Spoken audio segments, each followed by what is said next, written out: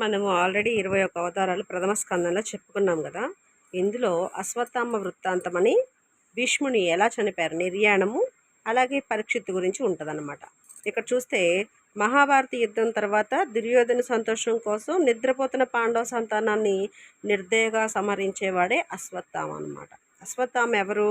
మహాభారత యుద్ధం అయిపోయి దుర్యోధుని సంతోషం కోసం, ఎవరి సంతోషం కోసం? దుర్యోధని యొక్క సంతోషం కోసం నిద్రపోతున్న సంతానాన్ని నిర్దయగా సంహరించిన వాడే అశ్వత్థామ. తన సంతానం అంతా తుడిచిపెట్టుకుపోవడంతో ఎవరైనా తల్లి కన్నీరు కారుసు కదా, అలాగే ఆ కన్నీరు కార్చి కన్నీరవుతున్నటువంటి ద్రౌపది, ఈ ద్రౌపది శోకాన్ని ఆర్పడం కోసం అశ్వత్థామపై బ్రహ్మాస్త్రాన్ని సంధించి లొంగ తీసుకుంటాడు అర్జునుడు. అశ్వత్థామ పైన బ్రహ్మాస్త్రాన్ని సంధించి లొంగ తీసుకునేవారు ఎవరు? క్వశ్చన్ వేస్తే అర్జునుడు. గురుపుత్రుడనే జాలితో చంపకుండానే వదిలేస్తూ అశ్వత్థామ శిరోరత్నాన్ని లాగేసుకుంటాడు అర్జునుడు. అంతకుముందే అశ్వత్థామ ప్రయోగించిన బ్రహ్మాస్త్రం పాండవుల్ని ఏమీ చేయలేక ఉత్తర గర్భంలో ఉన్న శిశువుని వెంటాడుతుంది. ఉత్తర మొర అంటే ఉత్తర అనే ఆవిడ కడుపులో ఒక శిశువు ఉంటుంది, ఆవిడని ఆ శిశువుని వెంటాడుతూ ఉంటుంది బ్రహ్మాస్త్రం. మరి ఈ ఉత్తర మొర విన్న కృష్ణుడు ఆ బ్రహ్మాస్త్రాన్ని తన సుదర్శన చక్రంతో అడ్డుకుంటాడు. సో ఇంతలో ఈ యుద్ధరంగంలో గాయపడిన భీష్ముడు అస్తమిస్తాడు. తర్వాత కొద్ది కాలంలో హస్తంలోనే కాలం గడిపిన కృష్ణుడు ఉద్ధవునితో కలిసి ద్వారకకు తిరిగి వెళ్ళిపోతాడు. ఇప్పుడు ఉత్తర గర్భంలో ఎవరున్నారు? ఒక శిశువు ఉన్నాడు కదా, ఆ శిశువు ఆల్రెడీ ఒక పరీక్షకు ఎదుర్కొన్నాడు కదా, కాబట్టి అతని పేరే పరీక్షిత్తు అనమాట.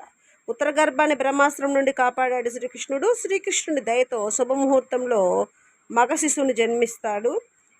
తర్వాత విష్ణుమూర్తి దయ వల్ల జన్మించినందున అతన్ని విష్ణురాతుడు అని పిలుస్తారు. అంటే పరీక్షిత్తు మహారాజుకి ఇంకో పేరేంటి? విష్ణురాతుడు. పరీక్షిత్తుడు ఎవరు అసలు? ఉత్తర కుమారుని యొక్క పుత్రుడు. సో అతనికి మరో పేరేంటి? విష్ణురాతుడు.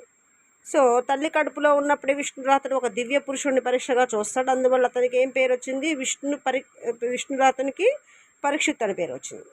సో పాండవ వంశంలో పరీక్షిస్తున్న సమయంలో వచ్చినందుకు పరీక్షిత్తు అని ఇయ్యాడని కూడా భారతం చెబుతుంది. ఈ ప్రథమ స్కందంలోనే ఏమవుతుందంటే ధృతరాష్ట్రుని దేహత్యాగం అంట. చూడండి, ధృతరాష్ట్రుడు యొక్క దేహత్యాగం ఏం చేశారంటే, ధృతరాష్ట్రుని యొక్క భార్య ఎవరు? అసలు ధృతరాష్ట్రుడు ఎవరు? కౌరవులే కదా. కౌరవులు మరణించిన ధృతరాష్ట్రుడు ధర్మరాజు సమక్షంలో కాలం వెళ్ళబుచ్చుతాడు. ఒకరోజు విదురుడు తీర్థయాత్రలు పూర్తి చేసుకుని ధృతరాష్ట్రుని దగ్గరికి వస్తాడు. విదురుని సలహా మేరకు అదే రోజు రాత్రి ఎవరికి చెప్పకుండా గాంధారి అంటే ధృతరాష్ట్రుని భార్య ఎవరు? గాంధారి. ఇద్దరు కలిసి ఇల్లు వదిలిచి అడవులకు వెళ్తారు. అక్కడ హిమాలయాల్లో గంగానది ఏడుప చీలి ప్రవహించే ప్రాంతం ఎక్కడ? సప్తస్రోత అంటారు. ఆ ప్రాంతంలో ఇద్దరు కూడా దేహత్యాగం చేస్తారు. ఇక ఈ ప్రథమ